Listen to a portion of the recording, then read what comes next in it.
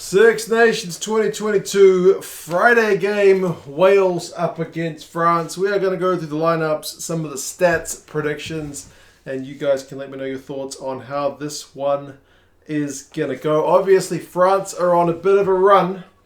3 from 3 thus far in the Six Nations. 2 games away from doing what no French team has done for quite some time. But there's still 2 games to go, so I would imagine Fabien Galtier is not counting any of those chickens just yet.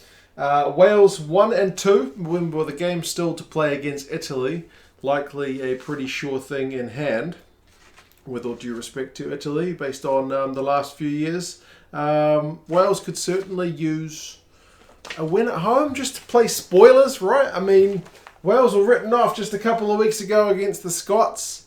And they managed to show what they're about. So, yeah, this could be a pretty interesting one.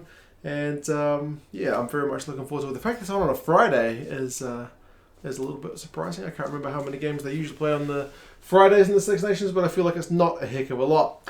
The Welsh lineup has a few changes to it. It's largely pretty stable. Gareth Tomas gets a start this week alongside Ryan Elias and Thomas Francis.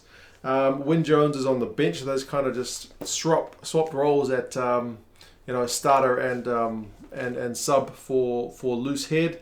And Wayne Pivac was kind of asked about that in the press conference, and he basically said that Gareth Tomas has been playing pretty well, and he reckons the French forwards are pretty big. So bringing on old Wyn in the second half to help combat that physical nature of the French pack is going to be useful. There's been a bit of controversy about Thomas Francis's selection because he took a bit of a bad head knock in Wales' last game, and there was a lot of talk that he should have been taken off the pitch and that he kept playing. I get the feeling that that's going to come, because they're reviewing it apparently, I get the feeling that review is going to be a pretty poor look for the medical staff in charge of that kind of thing, because Wayne Pivac essentially wouldn't comment on it a lot, just saying that the review is still in process. If anything needs changing, they'll change it, which speaks to the fact that they've probably found some flaws, which I guess is a chance to improve if nothing else. But yeah, Thomas Francis has been cleared by apparently some concussion experts to play, so he has been picked accordingly. Rowlands and Baird are still the locking duo. Seb Davies, Josh Navidi and Taulupe Faletau. That's a wee bit of a changed back row, because Seb Davies coming in at 6. He's kind of that big bit of tall timber lock loose forward character, and Josh Navidi hasn't played for Wales thus far this season, but he's back in straight into the starting role, so they're not easing him in at all, and Taulupe Faletau continues his last run at 8. So that means there's no Taine Basham. He's lost the 7 jersey to Navidi. I mean, Navidi's a class player. I do feel a little bit bad for Taine Basham, but Pivac basically said that he's young and he's made a few errors, so it's time for him to kind of step back a little bit. And Seb Davies, they're looking to make a little bit of use of his tall timber at line-out time, and I would imagine they're again looking at the big size of that French pack with his selection. Thomas Williams down Biggar is the same 19 combo. Jonathan Davis comes in at 12. Owen Watkins at 13. And when I say comes in, I mean up from the bench for Jonathan Davis, because old Nick Tompkins suffered a concussion in his last... Doors just blown closed. Match for Saracens. So, he's not available for selection. Josh Adams, Alex Cuthbert continue on the wings. God, what's wrong? And Liam Williams there at fullback. So that's the back three. So the back three is unchanged. Rees-Zammit is back, but only on the bench. So yeah, it's a mostly steady as she goes lineup with a little bit of tweaking kind of here and there. Dewi Lake, Wyn Jones and Dillon Lewis are the front row replacements. Moriarty drops to the bench. Jack Morgan's still there. So no kind of specialist lock cover, but with Seb Davis he can shift in if needs be.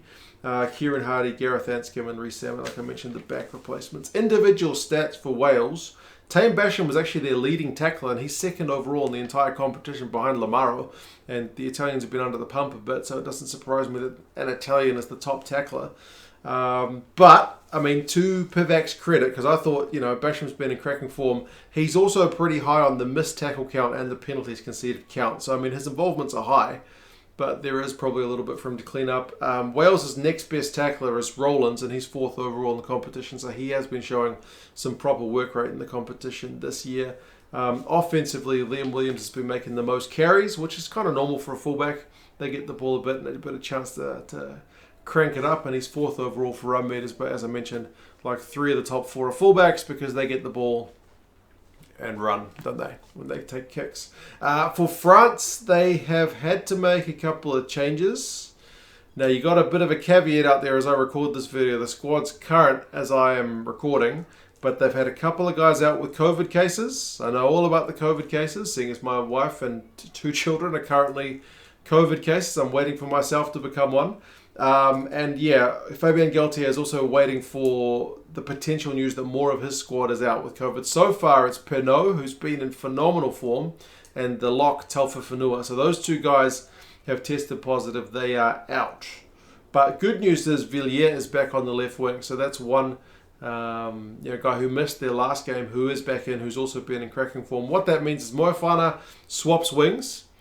He's played in 3 different jersey numbers now this Six Nations, midfield and now both wings. Jaminet is still there at fullback despite his boot not being as accurate as we would like to see from him from the kicking tee. He's usually a really high percentage guy, but been a little bit less reliable this Six Nations. Danty and Fickou is the same midfield. That's a really nice midfield. Fickou organising the defence and just being Johnny on the spot whenever they need a man to step in whatever role, he is there to do it. And Danty with that bulk of his.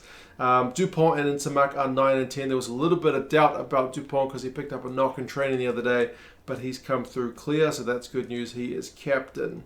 Forwards-wise, by Marchand and Antonio is the same front row. That's a big unit front row, so we look forward to seeing more of what they can do. Woki and Willems are the same locking duo. Cross, Gelon and Aldrit are the same back row. So the forwards are unchanged. It's just a little bit of tinkering in the backs. That being said, in terms of the replacements, Malvaka, Guos, and or is it Guos? I always forget. And Hawas are the prop and hooker replacements. Hawas has come in for Bamba. Flamont is still there. Creton is still there. Backs wise, Luku, Ramos, and Labelle comes in. So it's not a 6-2 split this time. It's 5 forwards, 3 backs for the French. Stats-wise for them, it's interesting. You've hardly seen Ntamack run the ball this campaign. He's been very much a distributor. He leads the competition with try assists. So he may not be running the ball that much, but he's still doing his role clearly quite well. And Aldrit's involvements are just phenomenally high. He's got the most carries of anybody else in the competition thus far, and he's also got the most offloads. I mean, don't get me wrong, they're going to miss Pernod. He's like the top guy for tackle busts. But still, they've brought in Villiere, as I mentioned, who was in cracking form before he had an injury of his own. Team-wise, there's some interesting stats for both sides. Like Wales outscore their opponent so far in every 4th quarter of the match. The last 20 minutes. That seems to be Wales' 20 minutes. Maybe they're getting the fitness right, I'm not sure. But they've outscored their opponents every time in the 4th quarter, and the overall score in the 4th quarter is 24-6 to Wales. But they start really badly. It's pretty much the reverse for the first quarter. Wales need to come out of the blocks quickly because you don't want to be chasing down this French team. And their tackling percentage, Wales, is really good, man. It's like 90%. But I mean, guess what? France's is like 92. So there's still some pleasing stuff about the Welsh in terms of their just statistical analysis. But the French one's also pretty nice. Interesting though, when you see the French kind of stats game by game, like they mauled a lot against Italy and they mauled a lot against Scotland, but they didn't really opt for the maul against Ireland. Maybe that's just the state of the packs, because that Irish pack is pretty cohesive. It's got some big bodies in there. They kind of seem to be wanting to not opt for that kind of one-on-one physical confrontation against the Irish. I mean, that's not to say their forwards didn't really put the muscle on, but yeah, it was just an interesting shift. It was like 9 mauls, 1 maul, 9 mauls, like, Italian game, Irish game, Scottish game, just interesting kind of mix. As I mentioned, the tackling percentage is really high. Jaminet's goal kicking is not what it should be. For Wales, I would say, man, I think they've had 2 yellow cards thus far. They probably need to keep 15 guys on the pitch, because I don't think France have had any yellow cards just yet. Recent history between the sides, it is a pretty close thing. It's 3-2 in France's favour, with the most recent result being that 2-pointer in last year's Six Nations, which prevented a Welsh Grand Slam 32-30 in France. The average score across the last 5 is 27-24 to France, so it's pretty close stuff. Not a lot between the sides. That being said, since Pivac's taken over, he's not managed to beat France. It's 3 in a row to Gaultier. Six Nations, Autumn Nations Cup, and last year's Six Nations. So that's one thing that Pivac would like to rectify. But as I mentioned, the French are on a mission. We will see how it goes. It is on Friday. It's on at the Principality. There's apparently still tickets available, so that's unusual for a match like this. I would have thought the French are a pretty good draw, although Pivac did mention there's probably fewer travelling fans with COVID. But yeah, I know ticket prices kind of grind people's gears, and I don't blame you, because sometimes the ticket prices can be pretty horrendous. So it's an 8 o'clock kickoff GMT, which makes it a 9 a.m. kickoff Saturday for me here in New Zealand, which is kind of perfect stuff. Interestingly, the bookies for this one have got France by 9 points, which I think is pretty, I want to say that's a bit high. But, I mean, the French have been known to put on a lot of points to Six Nations. I just think maybe that's a little bit underselling the Welsh. The algorithm, the Rugby Forecast algorithm, says France by 1. So, maybe somewhere in between there. We will have to wait and see. If you want Lions rugby gear, folks, link down in the description. They're still getting rid of British and Irish Lions rugby gear. That's an affiliate of the channel. Check them out if you want some discounted gear. If you want to watch the game on the French network for free, or all the Six Nations games this weekend on BBC or ITV for free, you can use a VPN. Down in the description, that's Express. There's instructions on how to do it. If you want to get it done, it's pretty straightforward. Just, click on the server for the UK or France if you want to use the French one, and jump on and watch the game. So happy days.